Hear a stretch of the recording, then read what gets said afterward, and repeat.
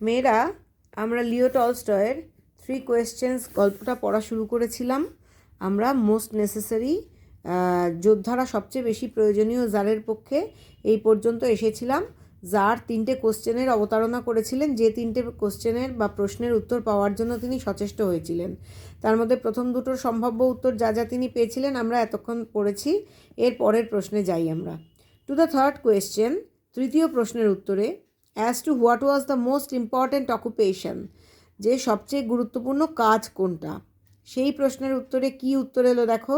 Some replied that the most important thing in the world was science. কেউ কেউ উত্তর দিল যে সারা পৃথিবীতে সবচেয়ে গুরুত্বপূর্ণ বিষয় হলো বিজ্ঞান। Other said it was skill in warfare. কেউ কেউ বলল না, যুদ্ধের দক্ষতাই হচ্ছে সবচেয়ে গুরুত্বপূর্ণ। And others again that it was religious worship. আবার অন্যান্যরা বলল যে না, ধর্মীয় উপাসনাই হচ্ছে জীবনের সবচেয়ে গুরুত্বপূর্ণ কাজ। All the answers being different, সমস্ত উত্তরগুলো এত আলাদা হলো, the tsar agreed with none of them, tsar কোনোটার সঙ্গেই সহমত হলেন না। And gave the reward to none, এবং কাউকেই কোনো পুরস্কার দিলেন না। But still wishing to find the right answers to his questions, কিন্তু তখনও তিনি চাইছিলেন সঠিক উত্তর খুঁজে বার করতে তার মনে যে প্রশ্নগুলো এসেছিল তাদের।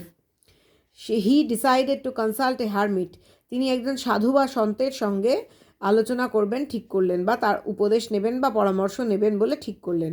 Widely renowned for his wisdom, যে সাধু বা সন্ত মানে সারা পৃথিবী জুড়ে বা ওয়াইডলি খুব মানে প্রচুর জায়গা জুড়ে বা বড় এলাকা জুড়ে বিখ্যাত ছিলেন মানুষের মধ্যে তার জ্ঞানের জন্য। The hermit lived in a wood, এই সাধু বা সন্তটি বাস করতেন জঙ্গলের মধ্যে। হুইচ হি নেভার কুইটেড, যে জঙ্গল তিনি কখনোই পরিত্যাগ করেননি। And he received none but common folk, তিনি কেবলমাত্র সাধারণ মানুষদের ছাড়া আর কাউকেই রিসিভ করতেন না বা কাউকেই তার কাছে আসার অনুমতি দিতেন না। So the tsar put on simple clothes, সুতরাং জার কী করলেন, সাধারণ পোশাক পরলেন। And before reaching the hermit cell, এবং এই সাধু বা সন্তের বাসস্থানে, সেল মানে ঘর এখানে বোঝাচ্ছে বা থাকার জায়গা, সেখানে পৌঁছানোর আগে ডিসমাউন্টেড ফ্রম হিজ হর্স, তিনি তার ঘোড়া থেকে অবতরণ করলেন বা নেমে পড়লেন। And living his bodyguard behind, এবং তার দেহরক্ষীদেরও পেছনে রেখে গেলেন বা তাদেরকে একটা জায়গায় রেখে গেলেন, যাতে সাধু বা সন্তের কাছে তিনি কী করলেন, ওয়েন্ট অন অ্যালোন, একা একাই গেলেন, কোনো দেহরক্ষীকে সঙ্গে নিয়ে গেলেন না। হোয়েন দ্য জার অ্যাপ্রোচড, যখন জার এগিয়ে চলেছিলেন ওই সাধু বা সন্তের সেলের দিকে বা বাসস্থানের দিকে, the hermit was digging the ground in front of his হাট, ওই সাধু বা সন্ত তখন মাটি খুঁড়ছিলেন তার ওই ছোট্ট কুঁড়ে ঘরের সামনে। সিইং দ্য জার, জারকে দেখে, হি গ্রিটেড হিম, তিনি অভিবাদন জানালেন, অর্থাৎ সাধু অভিবাদন জানালেন জার বা রাজাকে। অ্যান্ড ওয়েন্ট অন ডিগিং, এবং মাটি খোঁড়া চালিয়েই যেতে লাগলেন। The hermit was frail and weak, ওই সাধু ছিলেন অত্যন্ত দুর্বল, ফ্রেইল মানে ভঙ্গুর, হ্যাঁ, ফ্রেইল বা ফ্র্যাজাইল মানে হচ্ছে ভঙ্গুর এবং দুর্বল। And each time he stuck he spade into the ground, প্রত্যেকবার তিনি যখনই কোদাল দিয়ে মাটি ভেদ করছিলেন, স্টাক মানে ভেদ করা, স্পেড মানে কোদাল, মাটি ভেদ করছিলেন। অ্যান্ড টার্নড এ লিটল আর্থ, একটু একটু করে সামান্য সামান্য মাটি তুলছিলেন, অর্থাৎ কোদাল দিয়ে মাটি খুঁড়ে খুব বেশি বেশি করে মাটি তিনি তুলে ফেলতে পারছিলেন না, কারণ তিনি ভঙ্গুর এবং দুর্বল ছিলেন। হি ব্রিথড হেভিলি, তিনি অত্যন্ত বড় বড় দীর্ঘশ্বাস ছাড়ছিলেন, অর্থাৎ খুব হাঁপিয়ে যাচ্ছিলেন। The tsar went up to him and said, tsar তখন সাধুর কাছে গেলেন এবং বললেন, I have come to you wise hermit, আমি আপনার কাছে এসেছি জ্ঞানী সাধু, to ask you to answer 3 questions, আপনাকে 3টে প্রশ্ন জিজ্ঞাসা করব বলে এসেছি, তার উত্তর পাবো বলে এসেছি। How can I learn to do the right thing at the right time, আমি কিভাবে জানবো যে কোন জিনিসটা সঠিক হবে কোনো একটা নির্দিষ্ট সময় করার জন্য, অর্থাৎ কোন সঠিক সময় কোন নির্দিষ্ট কাজটা আমি করব, কোনো কাজ করার সঠিক সময় কোনটা, এটাই বোঝাচ্ছি। Who are the people I most need, কোন লোকেদের আমার সবচেয়ে বেশি প্রয়োজন। And to whom should I, এবং কাদের সঙ্গে আমি বা আমার করা উচিত। দেয়ার ফোর, সুতরাং, pay more attention than to the rest, কোন লোকেদের আমার বেশি বেশি গভীর মনোযোগ দেওয়া উচিত বাকি লোকেদের থেকে, রেস্ট মানে বাকিরা।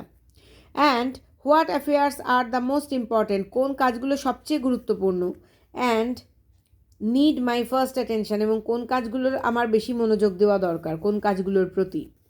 The hermit listen to the tsar, hermit বা সাধু জারের কথা শুনলেন, বাট আনসার্ড নাথিং, কিন্তু কোনো উত্তর দিলেন না। He just spat on his hand and recommended digging, তিনি কেবলমাত্র নিজের হাতের তালুগুলোতে থুতু ফেললেন, অ্যান্ড রিকমেন্সড ডিগিং, নতুন করে, কমেন্স মানে কোনো কাজ শুরু করা, রিকমেন্সড মানে নতুন করে শুরু করা, অর্থাৎ নতুন করে আবার মাটি খুঁড়তে শুরু করলেন। You are tired said the tsar, tsar বললেন আপনি ক্লান্ত। Let me take the spade, আমাকে কোদালটা দিন, and work a while for you, এবং আপনার হয়ে আমাকে খানিকটা বা কিছুক্ষণ কাজ করতে দিন। আ হোয়াইল মানে খানিকক্ষণ বা কিছুক্ষণ। থ্যাঙ্কস সেইড দ্য হারমিট, সাধু বলল ধন্যবাদ। And giving the spade to the tsar, এবং জারকে ওই কোদালটা দিল। He sat down on the ground, এবং সাধু তারপরে মাটির ওপর বসে পড়ল। When he had dug two beds, যখন রাজা বা জার দুটো গর্ত খুঁড়ে ফেলেছিলেন, এখানে বিছানার মতো চওড়া বড় গর্ত বোঝাচ্ছে, সেই জন্য two beds. The tsar stopped, tsar থামলেন, অ্যান্ড রিপিটেড হিজ কোয়েশ্চেন্স, এবং পুনরাবৃত্তি করলেন তার প্রশ্নগুলোর। The hermit again gave no answer, সাধু আবারও কোনো উত্তর দিলেন না, বাট রোজ, কিন্তু উঠে দাঁড়ালেন। Stretched out his hand for the spade, এবং সাধু তার হাত বাড়িয়ে দিলেন কোদালটা নেওয়ার জন্য। অ্যান্ড সেড, এবং বললেন নাও রেস্ট আ হোয়াইল, এইবার একটু বিশ্রাম নিন, and let me work a bit, এবং আমাকে খানিকক্ষণ কাজ করতে দিন। But the tsar did not give him the spade, কিন্তু জার তাকে কোদালটা দিলেন না। অ্যান্ড কন্টিনিউড টু ডিগ, এবং মাটি খুঁড়েই যেতে লাগলেন। 1 hour পাস্ট, 1 ঘন্টা কেটে গেল জার মাটি খুঁড়তে খুঁড়তে। অ্যান্ড অ্যানাদার, এবং আরও 1 ঘন্টা কেটে গেল। The sun began to sink behind the trees, সূর্য গাছের পিছন দিয়ে আস্তে আস্তে অস্ত যেতে শুরু করলো বা ডুবে যেতে শুরু করলো। And the tsar at last stuck the spade into the ground, tsar অবশেষে মাটিতে নামালেন কোদালটাকে। অ্যান্ড সেড, এবং বললেন I came to you wise man, আমি আপনার কাছে এসেছি জ্ঞানী মানুষ, for an answer to my questions, আমার প্রশ্নগুলোর উত্তর পেতে। If you can give me none, আপনি যদি আমাকে কোনো উত্তর না দেন, টেল মি সো, সেটা আমাকে বলে দিন, and I will return home, আমি তাহলে বাড়ি ফিরে যাই। Here comes some one running said the hermit, সাধু বললেন কেউ একটা দৌড়তে দৌড়তে আসছে। Let us see who it is, চলো আমরা দেখি যে কে আসছে। এখন এই পর্যন্তই থাক।